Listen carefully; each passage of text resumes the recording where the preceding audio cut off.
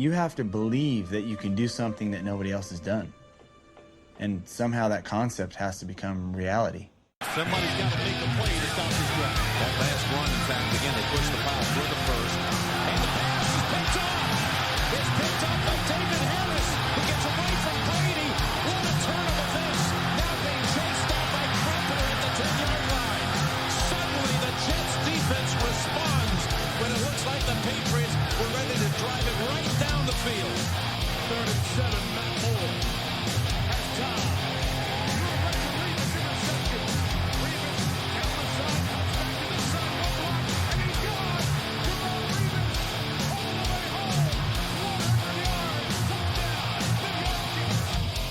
You're listening to No Fly Zone Radio with Victor Green. Welcome to the No Fly Zone Radio Show, all the way from across the pond. Here are your hosts, Biff Sweeney and Richard Tinley.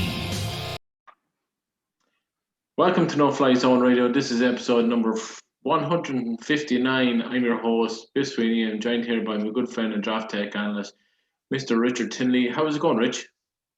Oh, good. Ian, I suppose big news this week is Sam Darnold is now playing with the Carolina Panthers from a Jets perspective. So I think that sort of means the second overall pick is pretty much sewn up as if in a quarterback, whether it be Lawrence, Fields, or Wilson. We'll find out soon enough. But yeah, I suppose that's the real big major talking point from New York Jets football this week. Yeah, it kind of came out of left field, out of nowhere during the week. I think, to be honest, I'm a big fan of Sam Darnold, and it wouldn't bother me now if he was still here and the Jets traded back or whatever. But my heart said Sam Darnold, my head said draft QB at number 2. Then there was the rumors that the Jets were going to keep Sam Darnold and draft Zach Wilson, BYU. And left field, as I just said, the Jets went and traded Sam Darnold to the Carolina Panthers. And I think, to be honest, he's after landing in a great spot for himself. I think the Jets got a great deal. Second round pick next year, it's still a second round pick. They ended up getting 3 picks: second round pick next year, a 4th round pick next year, and a 6th round pick this year. 3 picks. A second round pick's a second round pick, no matter what, even if it's this year or next year. So I'm happy with that. Yeah, I think overall, from the trade perspective, I think Joe Douglas did a great job in terms of what he got for what he had. I think probably the positive with Darnold is he's still young and he's still impressionable and he's still coachable. So he's only 23. By that rationale, he's still fixable. But there's a lot of water gone under the bridge here in New York with him, with 3 years. As much as we're looking at it from a Jets fan's perspective, we have to look at it from a Robert Saleh perspective. I was asked this question during the week, and it was is there any way that the Jets could move forward with Sam Darnold as been their plan, moving forward, and their only plan? And I was like, well, yeah, if they want to be fired, because you can't really have looked back at the 3 years of Sam Darnold and think he's our guy and we're going to pay him, we're going to give him a 5th year option, then we're going to pay him big money. When you've got a pick this high, second overall, you've got basically a do-over, shall we say, for Joe Douglas, who didn't draft Darnold, for Robert Saleh and LaFleur, who've no association with him either. And then that rookie gives you 5 years to build a team around that, a cheap contract, when next year you'll be possibly paying Darnold $25 million. So from even a cap perspective, if you're not going to continue on with Darnold and you're up that high, getting any type of value for him was good. Now, I wouldn't have been opposed to him staying and even starting next year if that's how they wanted to roll with in terms of bringing along the rookie. And now that Darnold's gone, I suppose it is a question that I'll raise with you later on, but just the whole potential of maybe somebody like Alex Smith coming in when we do have the cap, and I think the backup quarterback question is a lot bigger now because Darnold's missing. So I think it was good by Joe Douglas to move on. I think the one thing you kind of want to do is you want to make up in your mind, and I think they rightfully made up their mind that Sam Darnold was not the quarterback for them. And when you have that sort of high of a draft pick, you've got that potential for talent to start over. It's enticing, like, like we look at sort of the Jets' future on offense, particularly, and sort of related to San Francisco, what we've witnessed over the last 2 to 3 years with them, with Jimmy Garoppolo, the run game. Like they've got Kittle there at tight end, Juszczyk a fullback, really, really good additions. Like, and I'm looking at where we're not anywhere near that yet. You know what I mean? Like, we have some nice pieces there. If anything, I'd say we're probably a little bit further on in terms of wide receivers than San Francisco was. But we are still lacking, I think, the pieces to give us a really good run game. Like, we could get an all-round tight end. Obviously, somebody in the mold of Kittle would be ideal. Like, who's not going to want to have a Greg Kittle on the side? Or, as I said, the fullback, where he sort of say, look, we're going to make the run game a bit more serious. We're going to use a fullback. That fullback's going to be able to catch passes and play action and stuff like that.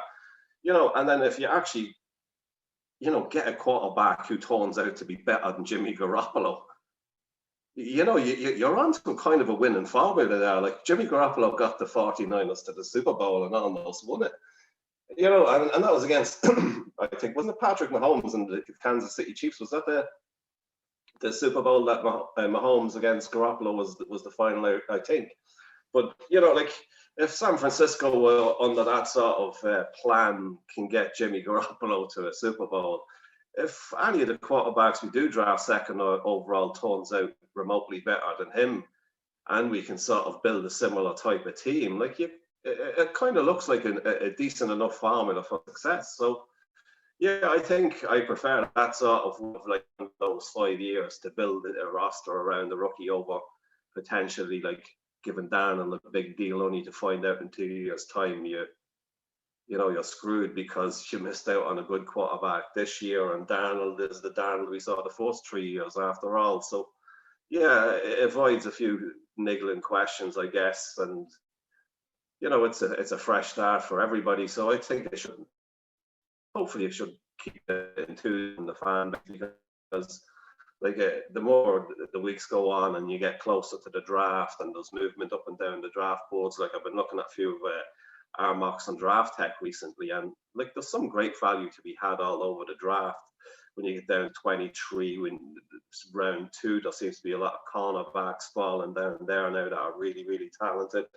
Round 3, you've got, like, potential at running back and tight end to add to your roster there.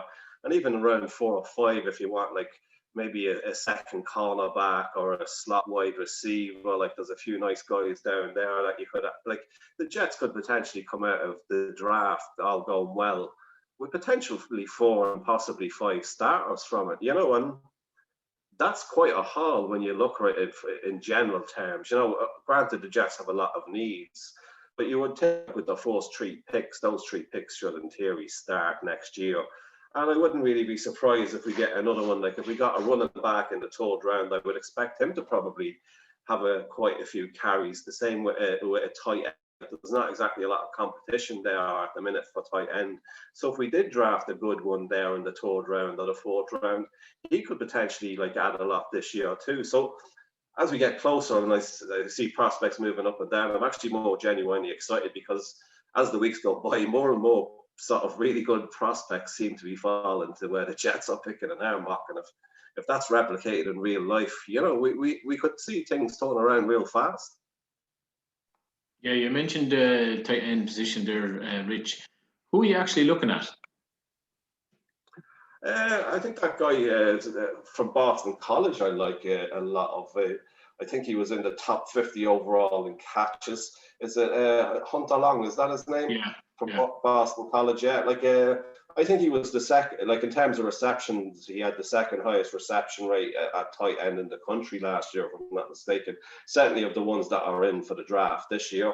Like, I think it was the big miss in free. Hindsight's brilliant, and obviously, as I said, you need to tango and stuff like that. But I do think we should have come out of free agency with some bit more of an all-round type of guy. Like, I actually look at what Kyle Rudolph got at $6 million. Yeah, like, you might look at it and think that's quite expensive. But if you're bringing in a rookie quarterback, that could be the most important $6 million you spent all year. You know, in terms of integrating them in, having a guy who can do a few different roles in terms of run, blocking and the play action, like rolling out, can go down the seam. Like he adds a lot. He's a lot to his game, even though he wouldn't be like your one that's every team would type of covet, if you know what I mean, in terms of the style of play.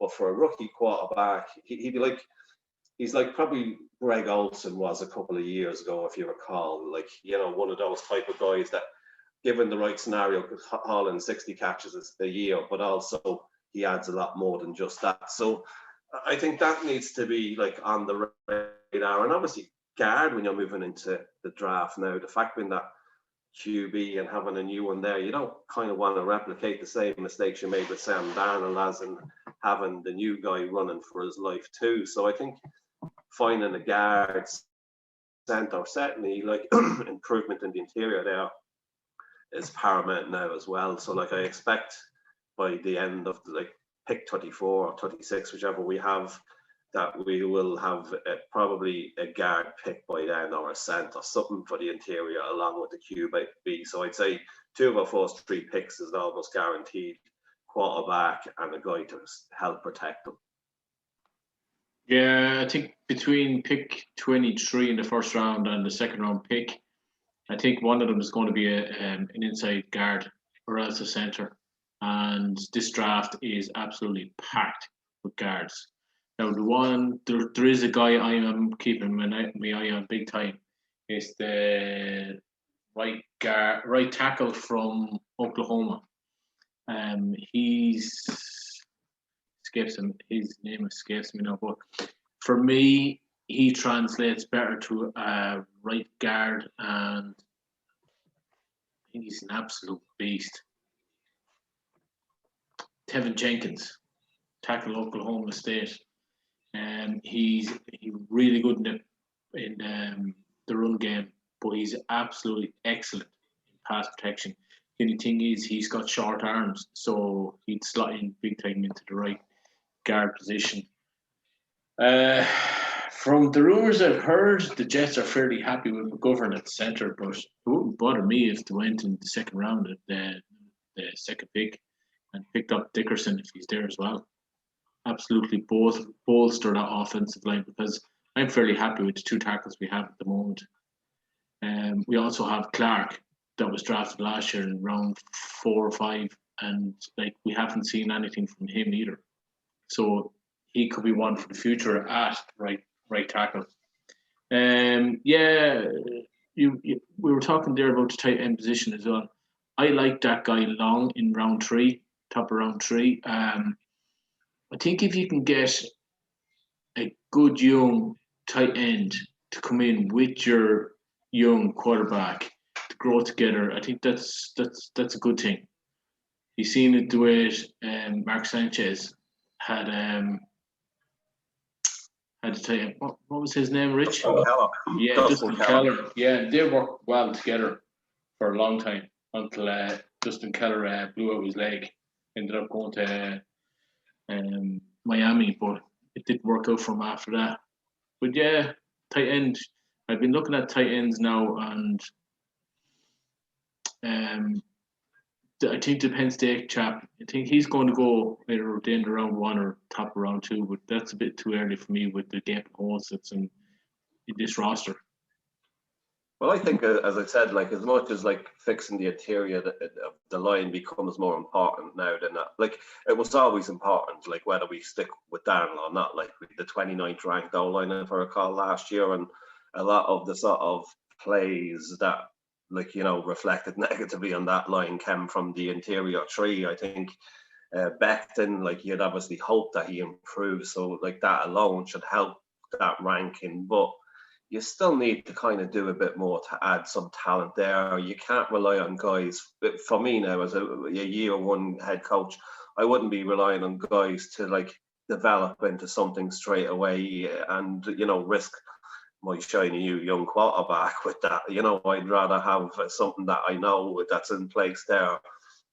That's going to be an upgrade and an improvement. And that's, as I said, like the guard positions there, tight end, full back. Like, I think we're a lot more along in the wide receiver department than we were with Darnold. But otherwise, I don't really see a huge difference in like the sort of scenario that the new rookies facing now. Now that will change, and I expect it to change greatly when we do draft a couple of guys, because I do think we could probably find 2 starters on offense and along with the rookie quarterback, so that would make 3. So, you know, like, I just think when it comes to sort of looking in the sort of mid to late rounds, you kind of want to be adding talent now that's going to help along the rookie. Like, you know, as much as like we have other needs, like you know, I'd love to try and pair somebody up with Lawson, like a really decent pass rusher, you know, but that's probably unlikely to happen now. Cornerback, I think we will draft one because,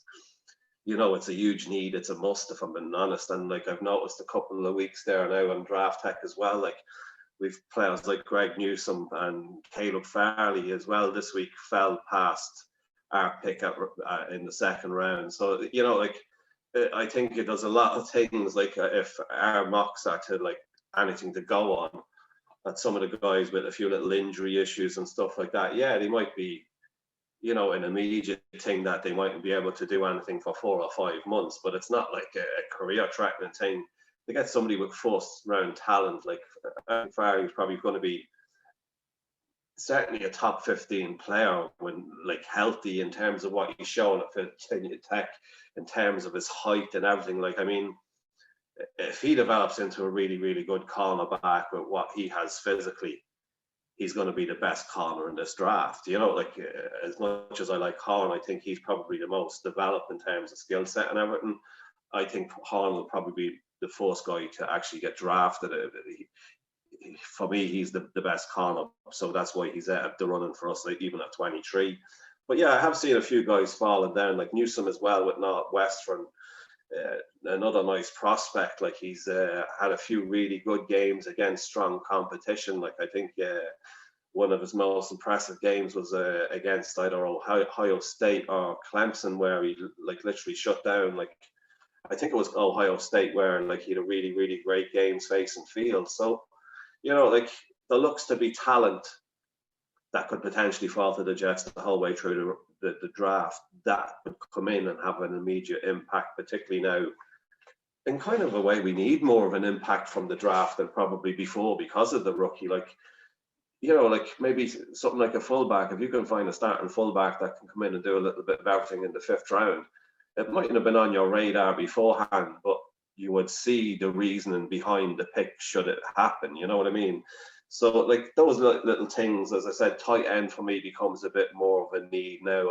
As much as I'm not giving up on the guys we have, we still need something a little bit more that you would consider a safety blanket potentially. And if we could find something like that in the 3rd or 4th round, then I'm all for that too. But I think, you know, for me, it is changing even my mindset with the draft. Like before, like there was a lot more potential for, you know, as I said, a pass rusher or potentially like 2 cornerbacks drafted, maybe one in the end of the 4th round and maybe another one at the 4th round type of scenario. But I think the fact being that it's sort of shoot on now that we're going to have a rookie quarterback, I think the offense needs a bit more prep before I'd feel comfortable with him having the sort of best chances of succeeding from the get-go.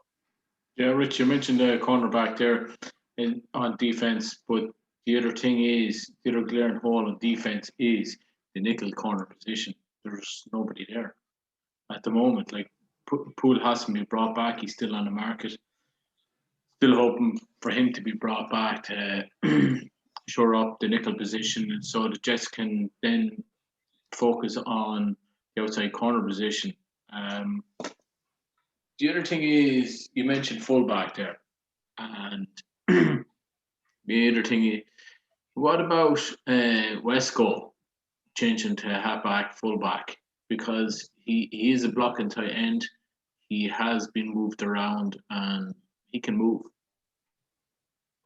Yeah, like that's a possibility. I just, you know, for me, I'd like somebody who's an outright fullback, somebody who like nearly gets annoyed when they're not blocking for a running back. You know, that's what my idea of a fullback is that they welcome the contact. They like, you know, that, how would you say, a good fullback sees like a middle linebacker as an opportunity to, like, you know, give him a bit of payback for the running back. So if you've got a guy like that in the roster, then I'm all for it. Do I think Wesco's that guy?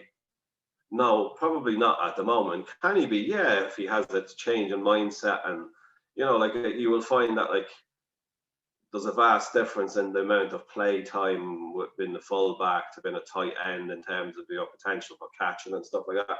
Now, where Wesco is, that actually could be a good thing, because I don't think he should be drafted tight end that he will get a lot of additional carries this year, or like a snap, shall I say. But yeah, to me, I'd be just more comfortable with having a guy that plays fullback, that wants to play fullback, and wants to be the best fullback there is. You know, like, otherwise, what's the point? You know, you're sort of half-arsing it. And you can see the Jets have half-arsed it for years, and it's not good enough. Let's get proper players into the positions and stop half-assing it. Like, if Wesco can come in and do the job and wants to be a fullback, brilliant. You know, as I said, I just doubt it at the moment. Or he would probably like to be a tight end for a little bit longer, because even when it comes to free agency, if you're seen as a tight end, you're probably going to command a lot more in free agency than a fullback. There's quite a lot of teams not even using a fullback anymore, but a lot of the successful teams are, you know. And the Jets haven't used the fullback in quite a few years, not successfully anyway. And yeah, I think when you're looking at a few little sort of pillars for me, if you're building the structure of an offense around the rookie quarterback, having a good fullback who can help a run game is going to be a good addition. Having a tight end who can sort of do it all and be a bit of a safety blanket's going to be a good addition. And then having a line that can block for you is going to be a really good addition too. So for me, those are three areas that I would key in on the draft. It's, you know, it's positions that in theory you could find starters in every single one. So, you know, yeah, it'd be quite a few new players on the offense, but a lot of the old players weren't good enough. So, you know, let's roll with the changes and see what these new guys can bring. Yeah, and like that, the Jets have 21 draft picks in the next 2 seasons, 10 this year, 11 next year. So that's a lot of draft capital. Jets can move around the board as well. Like, I can possibly see the Jets this month. I can possibly see them trading that round 2 pick and trading back to gain more picks, bring in more bodies. Because like last year, the Jets traded their 2nd round pick, traded down and ended up getting Mims, wide receiver, which I thought was a steal. And he had a kind of iffy season, especially with injuries. But like that, I'm expecting a lot more this year of himself. Like, this draft is absolutely loaded with wide receivers. It's loaded with interior offensive linemen. So the Jets have a lot to pick from that could bolster this team, especially the offensive line. And I truly can see Joe Douglas picking maybe 2 or 3 offensive linemen, possibly even 4 offensive linemen this year. Depends on what way he works the board. Ian, could you see, Joe, like, we've a lot of like positions that we have like a box tick, shall we say, in terms of like, well, yeah, we could do a draft on somebody at that position, but is there any other that you could see Joe Douglas not drafting, like the likes of a tight end or the likes of a running back potentially, or corner or whatever it may be? I'm not sure. It's hard to read Joe Douglas at the moment, because like there's a lot of things that he done last year I didn't expect in the draft. Like, I didn't expect him to draft in round 2 to trade back and get Mims. I didn't expect him to pick up an outside linebacker in round 3, and then he's been a no-show all season. Yeah, and in terms of I suppose for me, I was just looking at the potential value there at the likes of your running back position or something like that. But maybe I suppose the potential to double dip at O-line or the potential to double dip at cornerback, maybe something that would be sacrificing another position. Now, I was just wondering, I suppose, where you might see his position that he may look to sacrifice or something like that, because I do think there's probably a potential of him certainly double dipping at O-line. But again, I wouldn't be surprised because the need at the nickel cornerback position too, that he could double dip at the cornerback position too, within maybe the first 4 rounds. So if that were to happen, there could be I suppose an expected position like tight end or running back or whatever that you may end up missing out on. I think if you think about tight end and wide receiver, he could actually skip this year. Maybe take a wide receiver late in the draft because he's after picking up 2 wide receivers in free agency. He's after keeping 2 or 3 more wide receivers that were on the roster last season. So I could see him skipping wide receiver, to be honest, and bolstering up the offensive line. I could also see him skipping pass rusher, and I can also see him skipping the defensive tackle position because they're absolutely loaded at defensive tackle at the moment. They're after bringing in Carol Lawson on the edge. They have Myers there. They also have Huff that looked actually pretty decent last year as a non-drafted free agent in the draft, and they have that chap they drafted in the 3rd round from Florida that was a no-show all season. That was Zuniga. Yeah. Yeah, and I have an interesting one as well. It's happened now. It's cropped up the last couple of weeks on our mock draft, and that's Gregory Rousseau plummeting down draft boards after his pro day. He was seen as nearly an automatic top 5 pick had he have probably played this year. He was seen as arguably the best, potential pass rusher in this year's draft, and now he could be available as low as pick 23 or even potentially in the 2nd round. And yeah, I suppose from obviously having a head coach like Robert Saleh been very defensive minded, and he's probably seen the impact the likes of a Bosa can bring early on, and then the whole sort of intrigue of potentially pairing Lawson with somebody as good as Rousseau could be an option that may sort of pop its head up. I'm just wondering what your thoughts on taking a guy like that. To be honest, Rich, I'm not a fan of Rousseau. I think he was supposed to be the guy coming into this year and opted out with 1 year production with a loaded defensive line. He had Phillips there. He had a few guys on that defensive line. And a lot of it, you look at his tape, he doesn't have any bend.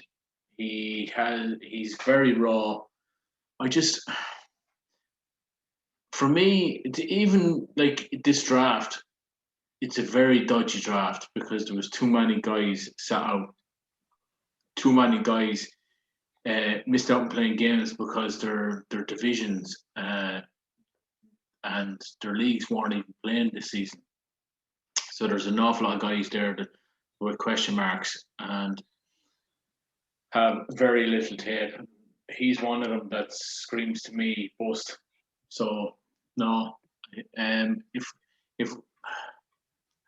I rather, there's other guys there that I'd rather than him. There's the guy from Wake Forest that I've been clamoring all season, all winter for. Yeah, Basham. I think they can get him to the top of round 3 or maybe even the trade back in round 2. Was that his brother was already a Jet? No. Is it not? Are they not brothers? No. Not sure. I think they are. Yeah. But Yeah. his attitude and everything. I listened to an interview with him, and he stayed back this year to help his team. He didn't just stay back to stay back. He stayed back to help his team, and he's a big locker room guy. I think if we were looking for an alternate, like for me, like I actually do like Rousseau, like what he's showing on tape, like is there. Yeah, granted it's a year, right, and stuff like that, and he didn't really sort of how would you say highlight anything positively in his pro day that would keep you thinking in that regard with him. But again, like the guy's had a year off to come in one day and just perform.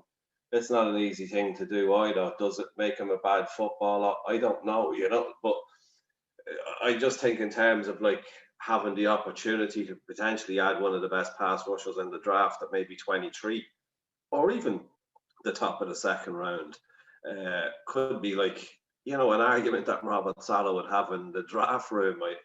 I know obviously with COVID it probably won't be technically a room, but you know what I'm saying. I'm sure his voice could be thinking, hey, if we could get Lawson and this guy together and create something over the next 5 years while we have a rookie quarterback, like that's a pretty good recipe for success too. Like I know we need obviously to protect the QB and guard or the interior of the line will be a big thing, but I just mean if Saleh could maybe replicate what he did on defense here, as to what he did in San Francisco, and he saw somebody like that as his potentially boasted type of player to come and bring Lawson along, bring Williams along, I'd be all for it. If I was looking at maybe somebody else in terms of like playing that position, would be that guy from Texas. I really like Oasi or something is his name.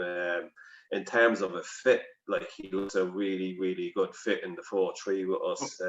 Oasis.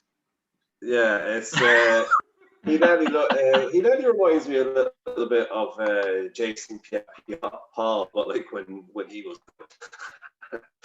like he has that type of athletic sort of stature about him. He uses his sort of length and his arms very well, and he's the potential to be like, I think, a pretty good pickup for whoever takes him in the draft.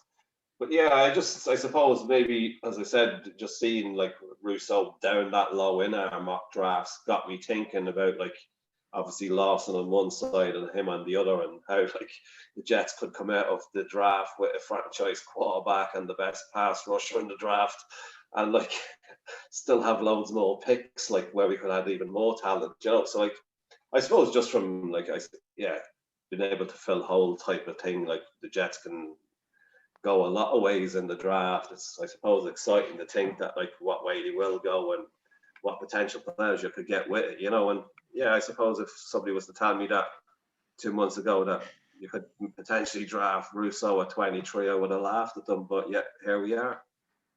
Exactly. I think the guy you were thinking about from Texas is his name is Osai, and I think he's listed as a 3-4 outside linebacker. But look, if they got him later on and let him grow, like there's a possibility of another bookend outside linebacker or outside rusher, defensive end. Like you can never have enough edge rushers, and the Jets haven't had an edge rusher since Abraham. That's a long, long time ago. Like I think just with Art saying that was well, right. Like you can see that like for ages it was a sort of an area where it was mismanaged as much as anything. Like they nearly threw things at like 3rd round picks just for the heck of it. They never really spent any money in free agency. It's like they had Jason Taylor coming in a couple of years ago after he left Miami. They had the likes of Babin coming in, Maben, all these sort of cast off fellas that they thought could come in and do something with us that never did. So like to feel like that, like as much as I give out about spending 50 million on Lawson, but to feel like that they're taking that position seriously now is a nice, and it's refreshing, to be honest with you, because yeah, you're right. Like you're kind of screwed if you don't have a pass rush in the bottom NFL. You're going to struggle on defense, and we've struggled mightily over the last couple of years, which is a shame because I think that's what a lot of Jet fans pride themselves on, is how we play on the defensive side of the football. So to see that decline is probably one of the harder things to take, along with a lot of terrible offensive play.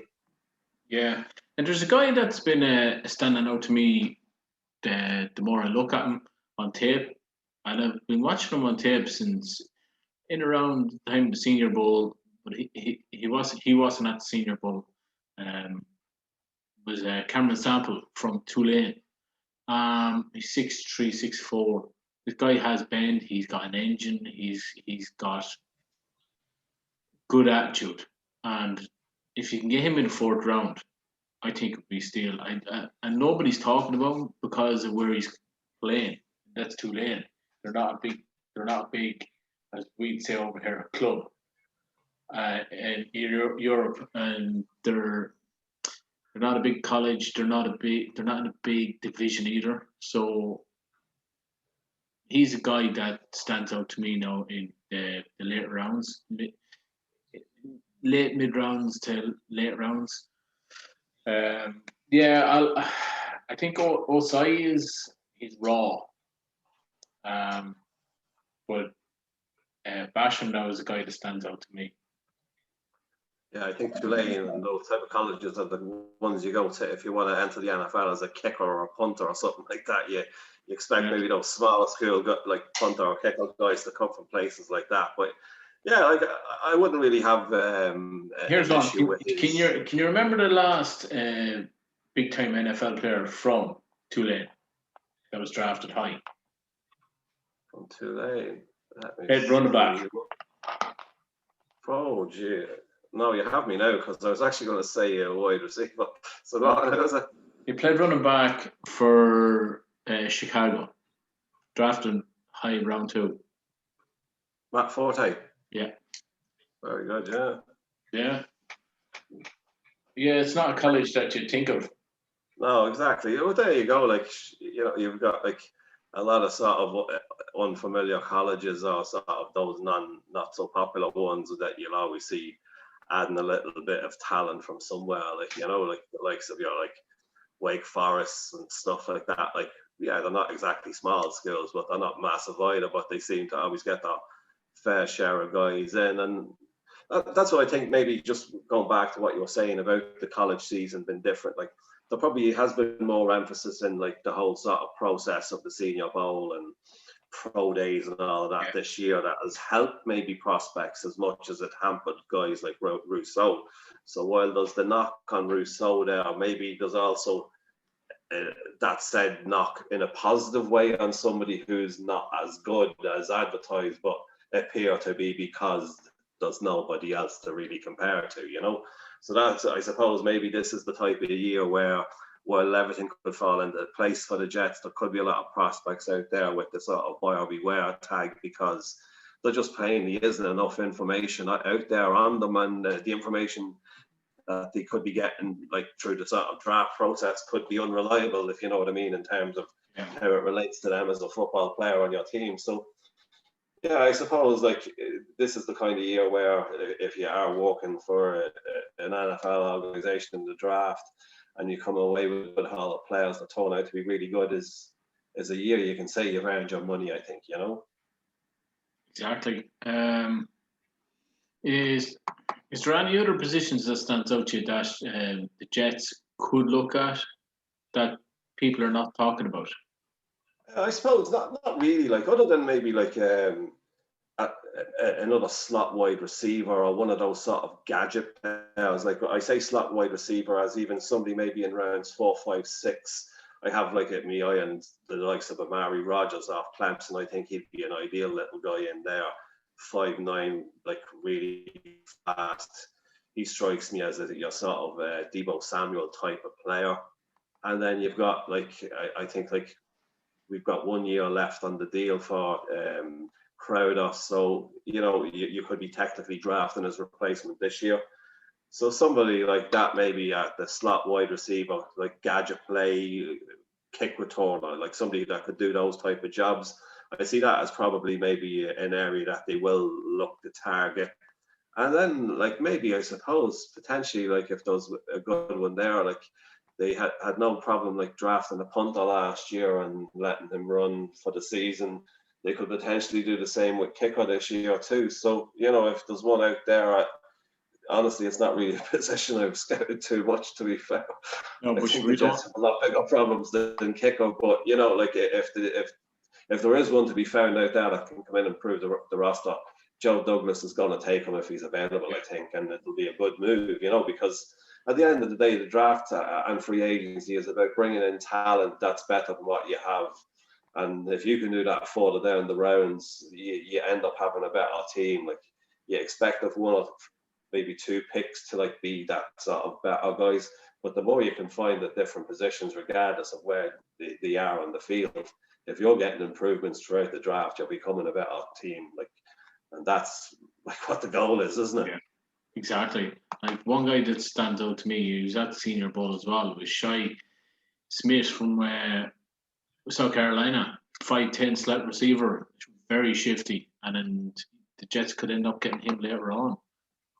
Yeah, another guy as well, Tutu Atwell from Louisville, another nice little sort of slot receiver there. I think there's actually potentially very good value at the slot position, maybe in 4, 5, and 6. Like, I think you could come out with a guy there that could come in and surprise you with his production from the get-go, you know, like, and like, we did add a few nice pieces in free agency at wide receiver to what we already had, as you said, in Mims, who, yeah, he did have a bit of a stop-start season, but you saw like what he can bring to a team. And if, you know, as much as you want to tighten there starting early with a rookie quarterback, he's a year 2 wide receiver. I could see Zach Wilson as his gateway to the Pro Bowl and multi-million-dollar contracts, and likewise with Corey Davis, because like, Davis has the type of physique and everything that if he did get a connection with Wilson, I wouldn't be surprised if he hauled in 10 touchdowns next year. Like, you know, he looks like he could dominate in that way in the red zone, where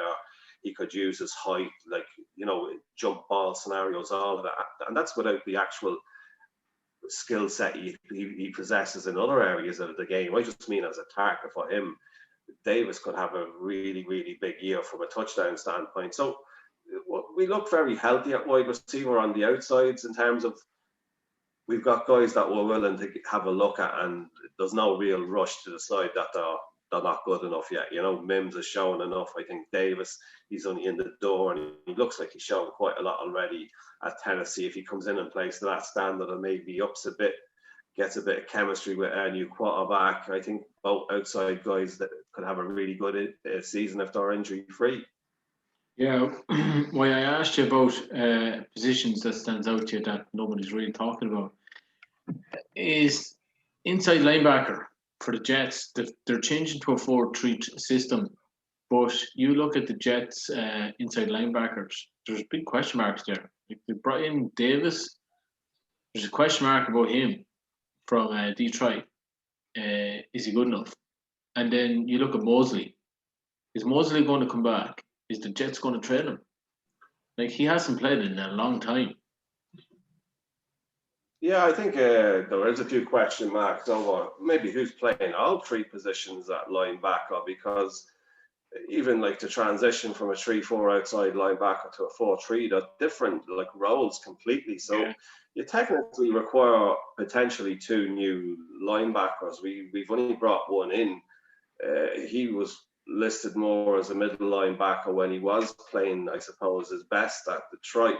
So I don't know, like, you know, I do think, again, those type of outside linebacker positions are positions like on the 4-3, those linebackers are where you get a lot of value in the draft, because a lot more teams look for that 3-4 pass rusher or your 3-4 middle linebacker. You know, those that, like, if you think back, I can't really, Miles Jack is one that comes to mind that really sort of fitted a 4-3 that ended up going in the second round. That was probably top 15 talent, you know, just because of need. No team wanted a guy that high in terms of playing the 4-3. So you could get maybe a bit of value at players in that regard, maybe in sort of targeted to cover over the year.